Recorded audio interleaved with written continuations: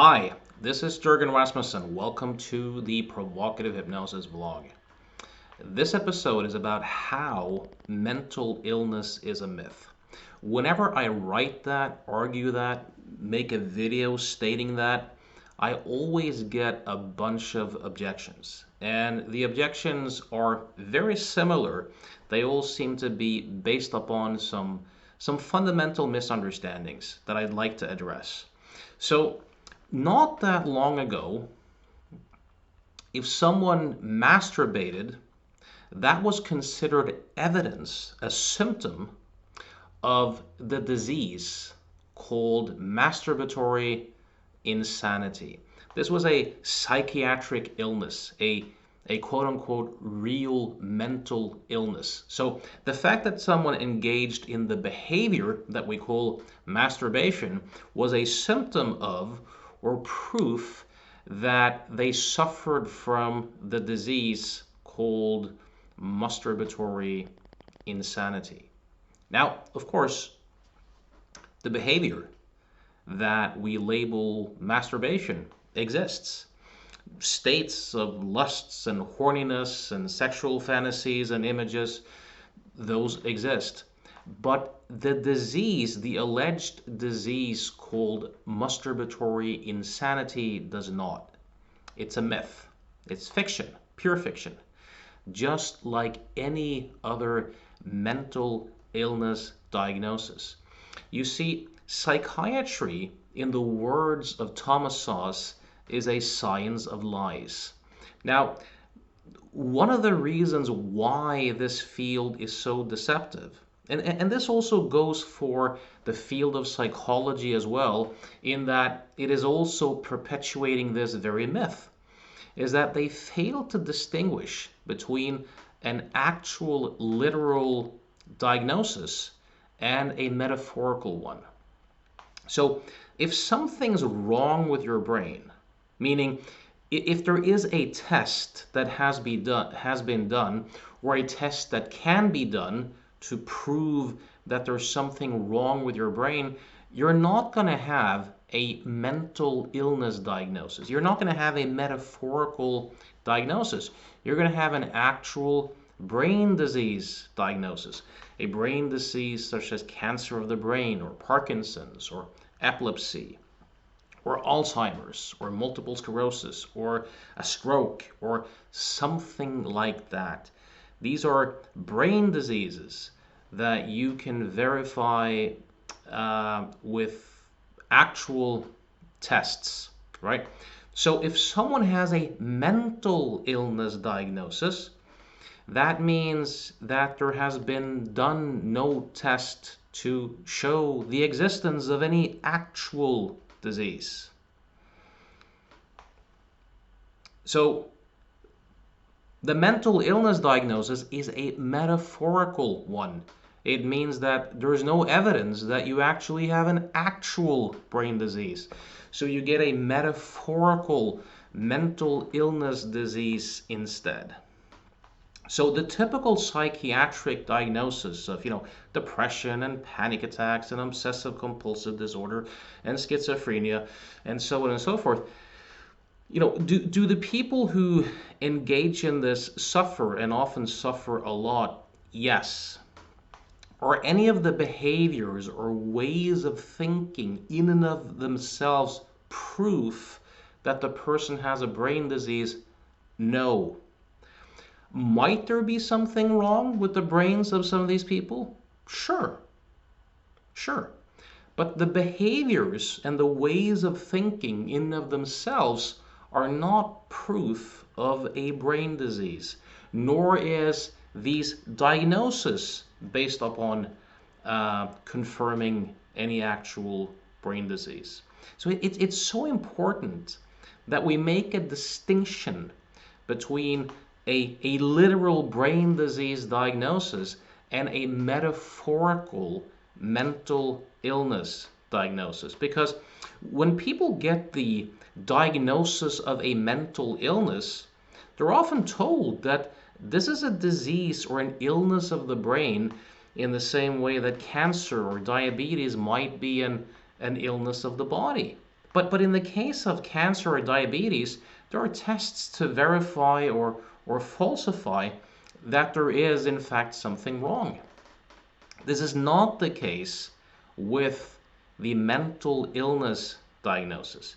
Now, of course, the fact that they haven't found any reliable brain pathology as the source of any psychiatric diagnosis, if they had, they would have had a neurological diagnosis. That's kind of the point to get. Um, well, I lost my thread of thought there. I'll get back to it. So, so imagine this.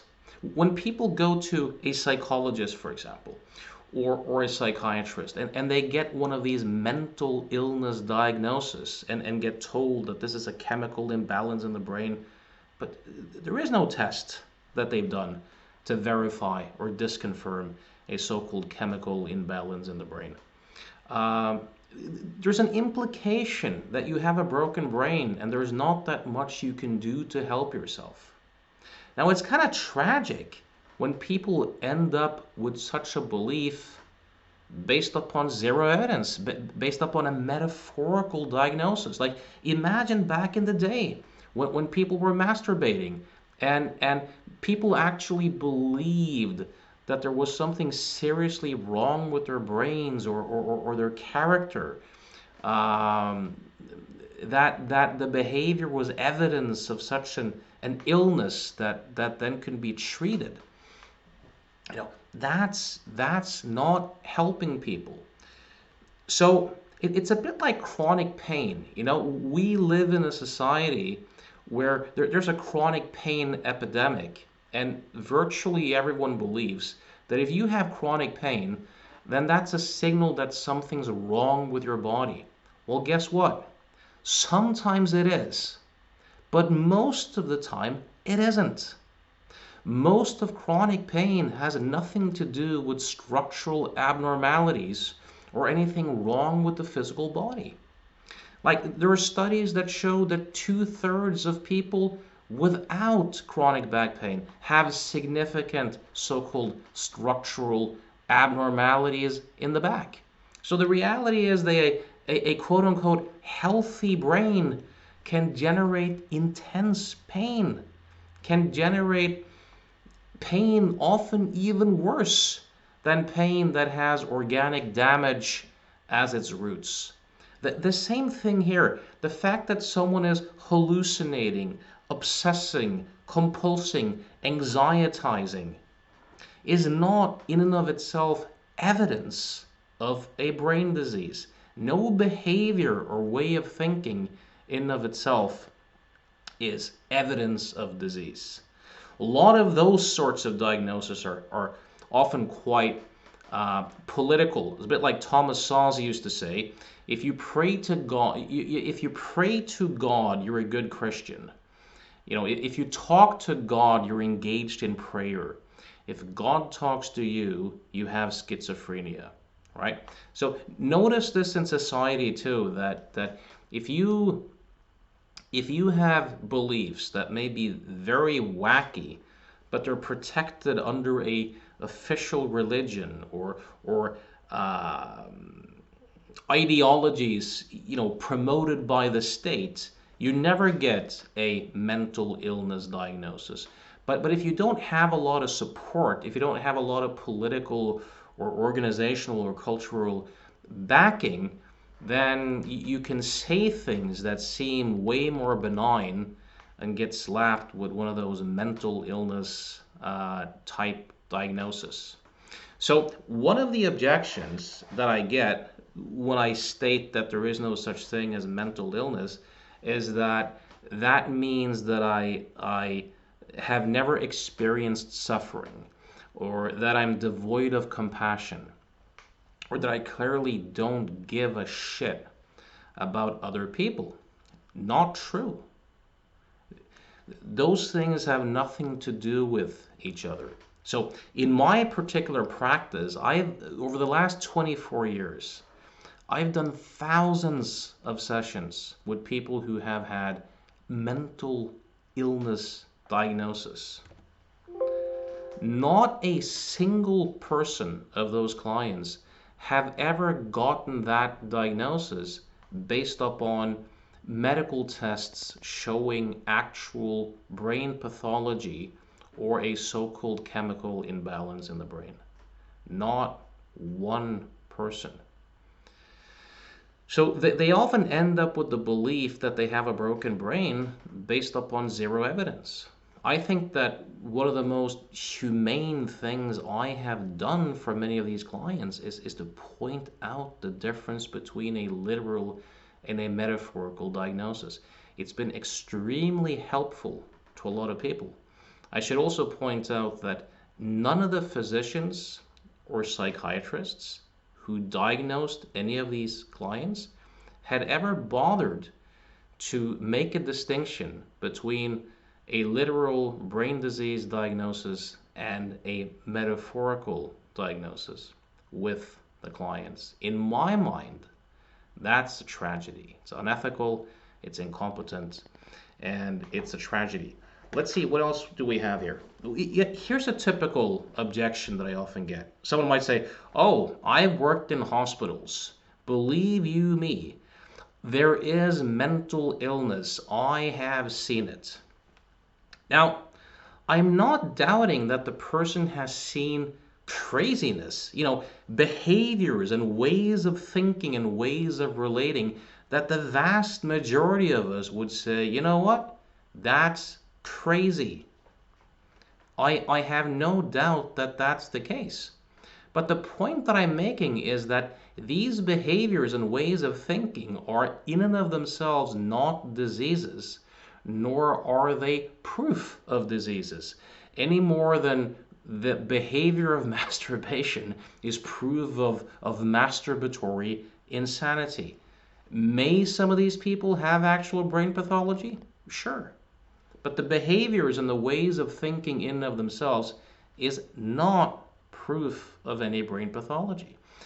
Study hypnosis. Do hypnotic experiments, and you'll see that, in quotation marks, regular brains can do all the sorts of crazy, distorted, hallucinatory thinking that we otherwise labeled as proof of mental illness.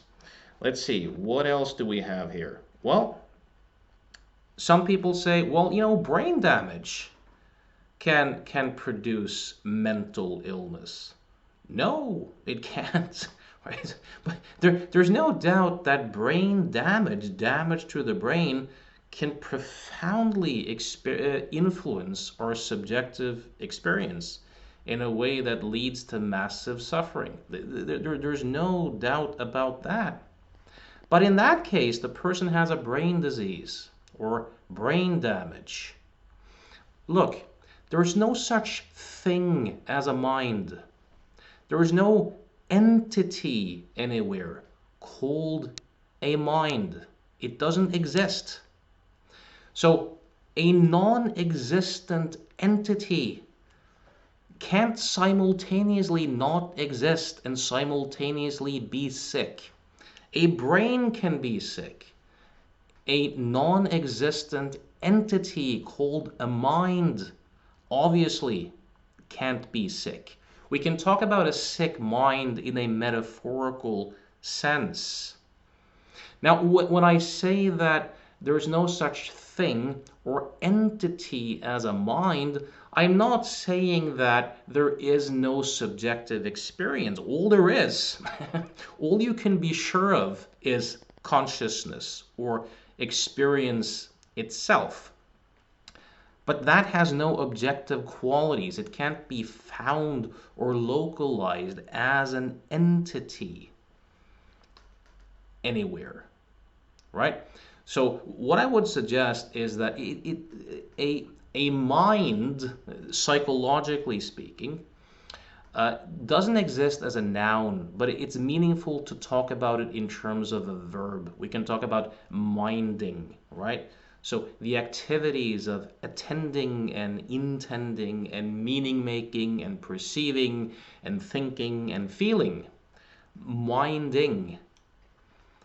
But minding does not prove the existence of a mind, of an entity somewhere that's doing the activity.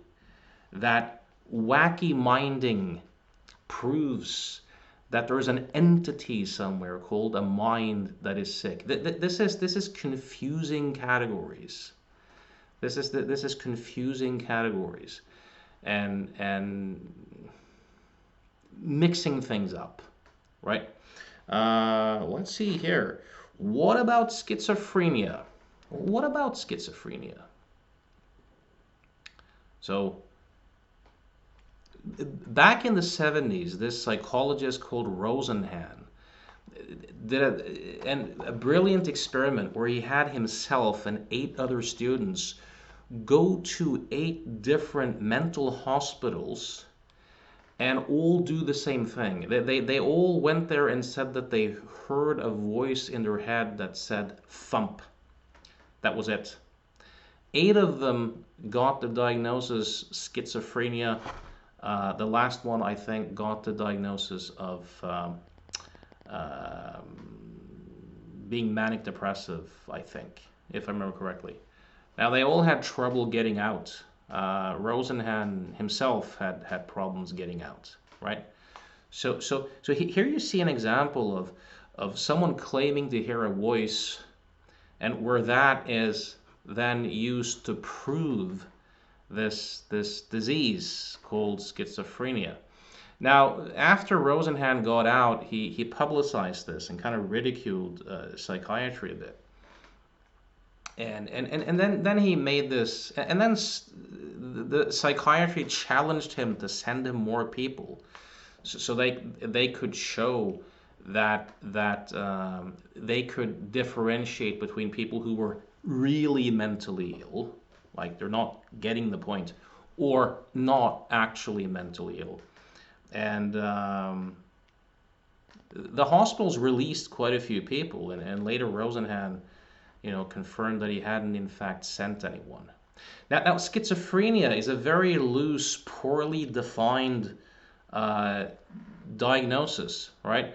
But even the World Health Organization admits that third world countries who deal with what we call schizophrenia more with family support and community activities and stuff like that, way less than the big pharmacracies that we have here in the West. So there is some evidence that people with the diagnosis of schizophrenia have slightly different brains in a sense, but again, difference in of itself does not imply disease. A bit like when psychiatry diagnoses disagreement as evidence of disease. So let's see here. What if the mind makes the body sick? Is a very interesting question. So there's no doubt. I've seen this so many times in the last 24 years. I have no doubt about it that what we call psychological, emotional, relational factors, your first-person subjective and intersubjective experience, can profoundly influence, third-person objective facts, as in generate actual diseases, and that shifts in first-person experience can heal up or contribute to heal up actual diseases. I've seen this so many times. But it's what we call psychological factors in this place, are not disembodied. These are what we call the mind and the body in a unit, so to speak, is an integrated system where everything affects everything, and where we can't reduce first-person subjective experience to third-person neuroscience or vice versa. We can talk about there being, connections between those things, but I don't think we can reduce one to the other. But even if, in the same way that brain damage can profoundly influence our subjective experience and meaning in life can profoundly influence the physiology. But this is no reason to not make a distinction between an actual disease diagnosis and a metaphorical diagnosis. So I hope this little clarification video was useful. I highly recommend reading Thomas Sauce. Any book you can grab. Coercion as Cure is fantastic. Uh, Psychiatry, The Science of Lies is another fantastic book, or his original classic, The Myth of Mental Illness. Uh, I highly recommend reading those. If these ideas resonate with you, if you'd like to work with me, or do mentoring with me, or host me for a seminar, you can reach me at provocativehypnosis.com. Thanks for listening.